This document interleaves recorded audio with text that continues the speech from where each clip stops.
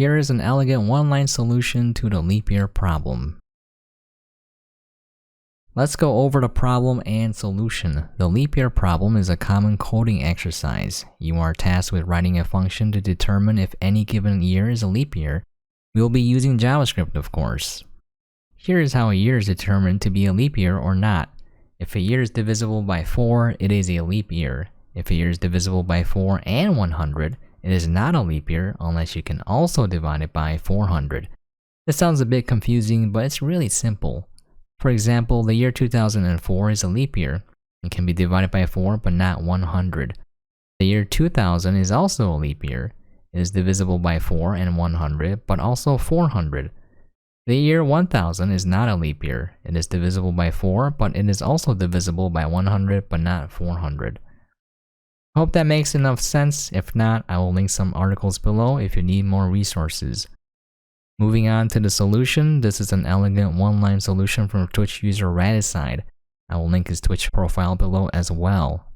We are assigning a function to the constant variable leapYears. The exercise comes with a test file that will call this function. The function takes in one parameter labeled year.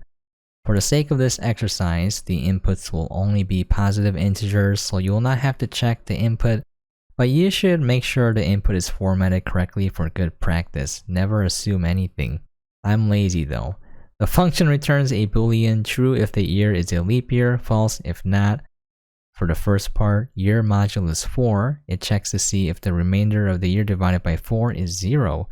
Modulus, represented by the percent sign, will return the remainder of the division. If the remainder is 0, the number is divisible. If so, it is a leap year. The next statement in parentheses is checking to see if the year cannot be divided by 100 or can be divided by 400. This satisfies the requirement for years divisible by 4 but not 100, as well as years that are divisible by 4 and 100 but also 400. This works because any year divisible by 400 is also divisible by 100. What an elegant and beautiful solution by Radicide. Code can be beautiful. Hope that helps, and please feel free to leave a comment if you have any questions. I would also love to see your own solutions, so please feel free to post that as well. As always, hope you guys are staying safe and sane out there, and I'll catch you guys next time.